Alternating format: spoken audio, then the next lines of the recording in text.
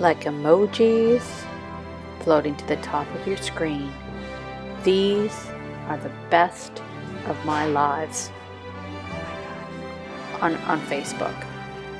My lives on Facebook. Everybody, Tracy here. Whoa! From Beyond Obedience. Back on the trail with Apollo.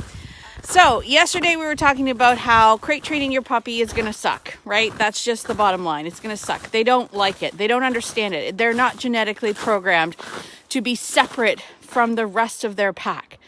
That's hard for them to do. But that doesn't mean that we don't crate train them. In fact, that makes it even more important for us to train them. That's what the training part comes in, right? We have to train them that even though this sucks, my friend, you got to learn how to do it, because Humansville is hard. And there's going to be times and things that you don't understand and stuff that you can't cope with. And the crate is going to be your best friend. So let's talk about that concept for a second. Because one of my other passions in life is working with fearful, innately fearful, or even feral dogs.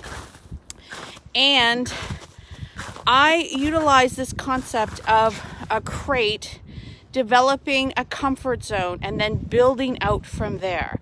And it's no different for puppies, right? When you bring a puppy into your home, everything for them is new. Everything is scary. Everything, you've ripped them, it's going to sound harsh, you've ripped them from their reality. Everything that they knew to be true, they have been working very, very hard for the past, 3 to 5 weeks, depending on when you get them. Hopefully you're getting them later. Then, don't pick up your puppies early. I've been hearing a lot about that too. Don't pick up your puppies early. No earlier than 8 weeks. But I used to like to keep my puppies for 10 weeks before I found them homes. But that's another discussion. But they've been working really hard with their mom and their siblings for the past 5 weeks. At their breeders, at their wherever they were, at the rescue, whatever. They've been working really hard to learn everything they need to know about how to be a dog. And now we've ripped them from that reality. We've taken them away from their mom. We've taken them away from their siblings, and we're dropped them into a brand new environment. Everything is new. So they don't know what to expect. And one of the worst things that we can do as people that bring home our puppies is to give them a whole house and be like, everything here is yours, little puppy friend, figure it out. Right? So that's one of the worst things that you can do for them, because it's too overwhelming. It's too much for them to try to figure out. They just got their whole world turned upside down. The last thing that you want at this point in time is to be like, here's my whole house, or here's the whole yard. So we always want to start them off with their crate, and then I usually recommend a playpen area. Right? So a small area for them to get to know. But I call it the pattern of predictability, the P.O.P. They need to start to develop a pattern of predictability, and they can't do that with all of these other variables. So you start with the crate. The crate becomes their sacred place. This is the place where they can start to predict the outcome of their environment. They can start to settle in and go, okay, I know what happens here, right? We make the crate fun. Right? We make it a nice place. Usually if you get a puppy from a breeder, they're going to give you something that smells like mom or the other puppies. So you can start with that. You put that in the crate. This is going to give them that, okay, this is home, right? I get that. And then you give them a playpen area. You give them a sectioned off area outside of that. And we're going to build out from that comfort zone. We're going to build out, and we're going to allow the puppies to experience new things and then retreat back to comfort. Experience new things and then retreat back to comfort. This natural way for them to deal with new things is what helps them have what I like to call the, oh my God, I'm going to die moment, followed by the, I didn't die moment, right? This is the beauty of the crate, okay? This is what they need to do. So it's critical that you give your puppies that. Give them that comfort zone. Provide them with something that they can retreat back to, where they know without a shadow of a doubt what is going to happen to them. And if you have kids, okay, and this is very important, okay? Hear me out.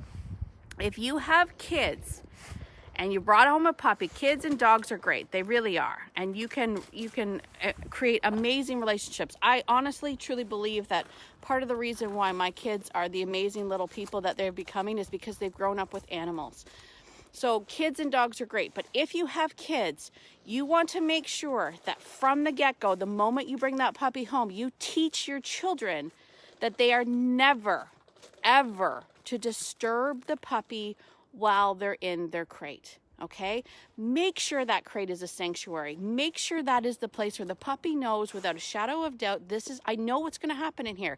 Food comes in here, I have my toy in here, whatever you do to create that pattern of predictability. But kids wreck that. If you allow your kids to be like going in there and grabbing the puppy or petting the puppy while they're in there, you're gonna wreck that pattern of predictability. So the first rule for my kids, when I had kids and dogs, when my kids were very small, was that the crate is the puppy's way of telling you they don't want to play with you right now. So if the puppies go into their crate, the kids knew I have to leave them alone. That's the puppy's way of saying not right now. Because puppies get overstimulated and they get overtired and then they get cranky and bitey, and then next thing you know, you're calling your trainer going, my puppy's a menace!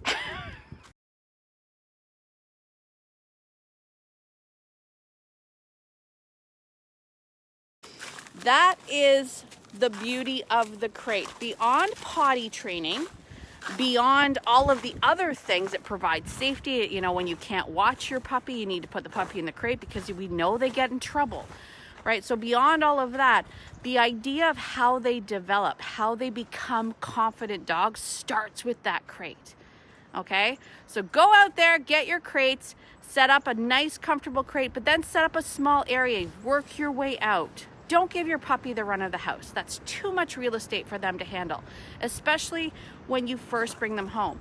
Now, that doesn't mean it's going to be like this for the rest of their life. Obviously, they're going to work their way out, right? You're going to start to build trust once you're more confident that they understand the potty schedule and you're more confident that they can, you know, handle more real estate. Then you slowly give them more real estate. But don't start off that way. That's too much. You overwhelm your puppy. All right? Do you have a shy or fearful dog? Get help today. Grab your copy of The Fearful Dog at beyondobedience.ca.